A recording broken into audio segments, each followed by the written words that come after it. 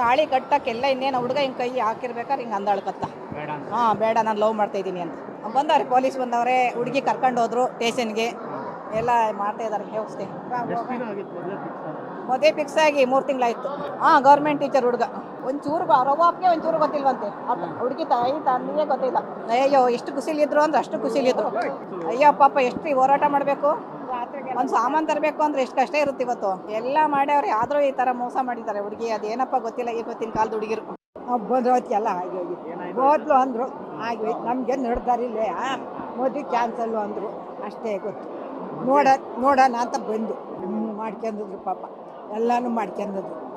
ಗೊತ್ತು ಅಳ್ಳಾಡ್ಸಿದ್ ನಾನು ತಾಳಿ ಹಿಂಗೆ ತಗೋದಾಗ ಗೊತ್ತು ಹಿಂಗೆ ಅಂತದ ನೋವು ಮಾಡಿದ್ವಿ ಅಂತ. ನಿಮ್ಮ ಕಾಲದಲ್ಲೆಲ್ಲ ಮದುವೆ ಒಂದು ಬರೋ ಹೊತ್ತಿಗೆ ಅವರು ಶಾಸ್ತ್ರ ಇದು ಮಾಡ್ತಾಯಿದ್ರು. ಶಾಸ್ತ್ರ ಇದು ಮಾಡುವಾಗ ತಾಳಿ ಇದು ಮಾಡೋ ಹೊತ್ತಿಗೆ ನಾನು ಮದುವೆ ಹಾಕಲ್ಲ ಅಂತ ಅಂದು ಹುಡುಗಿ. ಆಗ ನಾವು ಈಚೆಲಿದ್ದು ಅಷ್ಟೊತ್ತಿಗೆ ಅಲ್ಲಿ ಹೋಗೋದು ಹಿಂಗೆ ಆತು ಅಂದು. ಹಾಂ ತಾಳಿ ತರ್ಬೇಕಾರೆ ಸ್ವಲ್ಪ ಹಿಂಗೆ ಅಂದ್ಲು. ನಾನು ಪಕ್ಕದಲ್ಲಿ ಇದ್ದನಿಗೆ ಹೇಳಿದೆ ಇದು ಯಾಕೆ ಎಡವಟ್ ಆತೈತೆ ನೋಡು ಅಂತ. ಹಂಗಂದು 3 ಸೆಕೆಂಡು ಫುಲ್ ಕತ್ತಾಳಾಡ್ಸಿದ್ಲು. ಬೇಡ ಅಂತ ಅಕ್ಕಲ ಅಂತ.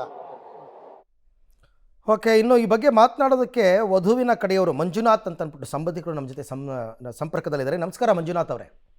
ನಮಸ್ತೆ ಸರ್. ಮಂಜುನಾಥ್, ಈಗ ಪ್ರೀತಿಸಿರುವ ಹುಡುಗನ ಜೊತೆ ಹೋಗ್ತೀನಿ ಅನ್ನೋ ನಿರ್ಧಾರನ ನಾನು ಒಪ್ತೀನಿ, ಇಲ್ಲ ಅಂತಲ್ಲ. ಬಟ್ ಯಾವ ಸಂದರ್ಭದಲ್ಲೇ ಹೇಳಬೇಕಾಗಿತ್ತು ಅದನ್ನು? ಎಲ್ಲ ಮುಗಿದು ತಾಳಿ ಕಟ್ಟೋ ಟೈಮಲ್ಲಿ ಹೇಳ್ತಾರೆ ಅಂತಂದರೆ ಎಷ್ಟು ಖರ್ಚು ವೆಚ್ಚ ಎರಡೂ ಕಡೆಯಿಂದ, ಎಲ್ಲ ಲಾಸ್ ಅಲ್ವಾ ಇವೆಲ್ಲ? ಹೌದು ಸರ್, ಆಗಿದೆ. ಈಗ ಹುಡುಗಿ ಇವಾಗ ಹೇಳ್ತಿದ್ದಾಳೆ, ಹೌದು ನಾನು ಪ್ರೀತಿಸಿರೋದು ನಿಜ, ಹೇಳಕ್ ಧೈರ್ಯ ಬರಲಿಲ್ಲ, ಹಾಗಾಗಿ ಕಡೆ ಕ್ಷಣದಲ್ಲಿ ನಾನು ಇದ್ ಮಾಡಿದೆ ಅಂತ ಹೇಳಿ. ಅದು ಮೊದ್ಲೇ ಆಗಿದ್ದಿದ್ರೆ ಬೇರೆ ತೀರ್ಮಾನ ಆಗಿರ್ತಿತ್ತು, ಹಿರಿಯರು ಏನೋ ಒಂದು ತೀರ್ಮಾನ ಮಾಡಿರೋರು ಸರ್. ಈಗ ಆಗ್ಬಾರ್ದು ಆಗಿದೆ. ಈಗ ಮುಂದಿಂದು ನೋಡ್ಬೇಕಾಗಿದೆ ಅಷ್ಟೇ ಸರ್, ಬೇರೆ ಏನು ಮಾತಾಡಕ್ ಆಗಲ್ಲ ಈ ಸಂದರ್ಭದಲ್ಲಿ. ಅಲ್ಲ ನಿಜ, ಮುಂದನ್ನು ನೋಡ್ಬೇಕಿನ್ ಮುಂದಕ್ಕೆ ಅವ್ರ ಅಪ್ಪ ಅಮ್ಮನಿಗೂ ವಿಷಯ ಗೊತ್ತಿರಲಿಲ್ವಾ ಇಲ್ಲಿ ತನಕ? ಇಲ್ಲ ಸರ್, ಗೊತ್ತಿರ್ಲಿಲ್ಲ. ಗೊತ್ತಿದ್ದಿದ್ರೆ ಅವರು ಕೂಡ ಮುಂದುವರಿತಿರ್ಲಿಲ್ಲ.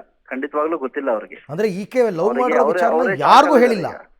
ಇಲ್ಲ ಇಲ್ಲ ಇಲ್ಲ ಇಲ್ಲ, ಹಾ ಹಾ ಹಾ ಹಾ, ಅವರೇ ಶಾಕಲ್ ಇದಾರೆ. ಅವ್ರಿಗೆ ಏನ್ ಆಗ್ತಿದೆ ಅನ್ನೋದೇ ಗೊತ್ತಾಗ್ತಿಲ್ಲ ಪಾಪ ಅವ್ರಿಗೆ. ಆ ತರ ಶಾಕಲ್ ಇದಾರೆ ಅವ್ರು. ಅಟ್ಲೀಸ್ಟ್ ಯಾರಿಗಾರು ಮನೇಲಿ ತಮ್ಮ ತಂಗಿಗಾದ್ರೂ ಹೇಳಿದ್ರು ಅದು ಬೇರೆ ಆಗ್ತಿತ್ತು. ಅವ್ರಿಗೆ ಯಾರಿಗೂ ಹೇಳಿಲ್ಲ. ನೆನ್ನೆಲ್ಲ ಶಾಸ್ತ್ರಗಳೆಲ್ಲ ಆಗಿದೆ, ಎಲ್ಲ ಖುಷಿಯಾಗಿದ್ದಾಳೆ. ಇವತ್ತು ಬೆಳಿಗ್ಗೆ ಸಡನ್ ತಾಳಿ ಕಟ್ಟೋ ಸಂದರ್ಭದಲ್ಲಿ ಈ ರೀತಿ ಡಿಸಿಷನ್. ಅದೇ ಈಗ ತಗೊಳ್ಳೋ ಧೈರ್ಯವನ್ನ ಮೊದ್ಲೇ ತಗೋಬೇಕಾಗಿತ್ತು ಅಂತ ಅಷ್ಟೇ. ನಾವು ಅದನ್ನೇ ಪ್ರಶ್ನೆ ಮಾಡ್ತಾ ಇದೀವಿ ಸರ್, ಅದನ್ನೇ ಪ್ರಶ್ನೆ ಮಾಡ್ತಿದ್ವಿ. ನನಗೆ ಧೈರ್ಯ ಬರಲಿಲ್ಲ ಹಾಗಾಗಿ ಅಂತ ಹೇಳ್ತಾಳೆ. ಏನ್ ಮಾಡೋದಿಲ್ಲ. ಈಗ ಹುಡುಗಿನ ಎಲ್ಲಿ ಕರ್ಕೊಂಡು ಹೋಗಿದ್ದಾರೆ ಸರ್? ಈಗ ಅದೇ ಈಗ ಸರ್, ಈಗ ಪೊಲೀಸರ ಮಧ್ಯಸ್ಥಿಕೆಯಲ್ಲಿ ಪ್ರಕರಣ ಇದೆ ಈಗ. ಅದೆಲ್ಲ ಅವರು ಹುಡುಗನ ಮನೆಯವರು ಈಗ ಆಗಲ್ಲ ಅಂತ ಹೇಳಾಗಿದೆ. ಅವ್ರದೆಲ್ಲ ಏನ್ ಕಾನೂನು ರೀತಿಯಲ್ಲಿ ಏನು ಸೆಟ್ರೇಟ್ ಆಗ್ಬೇಕು, ಅವ್ರದ್ದು ಖರ್ಚು ವೆಚ್ಚಗಳೆಲ್ಲ ಮಾಡಿರ್ತಾರಲ್ವಾ? ಹೌದೌದೌದು, ಕೊಡ್ಬೇಕಾಗತ್ತೆ. ಅದೆಲ್ಲ ಸೆಟ್ರೇಟ್ ಆದ್ಮೇಲೆ ಮುಂದಿಂದು ಮಾಡೋಣ ಅಂತ ಹೇಳಿ ಹುಡುಗಿಗ ಸಂಬಂಧಿಕರು ಯಾರ ಜೊತೆ ಕರ್ಕೊಂಡು ಹೋಗಿದ್ದಾರೆ ಚೌಲ್ಟ್ರಿಯಿಂದ. ಮದುವೆಗೆ ಬಂದಿದ್ದವ್ರದೆಲ್ಲ ಏನ್ ಕತೆ ಅಂತ? ಮದುವೆ ಬಂದಿದ್ದವ್ರು ಇನ್ನೇನು ಏನು ಮಾಡಕ್ ಏನು ಹೇಳಕ್ ಆಗಲ್ಲ. ಅವ್ರು ಬಂದಿದ್ದವ್ರು ಕೂತ್ರು ಸ್ವಲ್ಪ ಹೊತ್ತು ಎಲ್ಲರೂ ಚೌಲ್ಟ್ರಿಯಲ್ಲಿ, ಏನಾದ್ರು ತೀರ್ಮಾನ ಆಗುತ್ತೇನೋ ಅಂತ ಹೇಳಿ.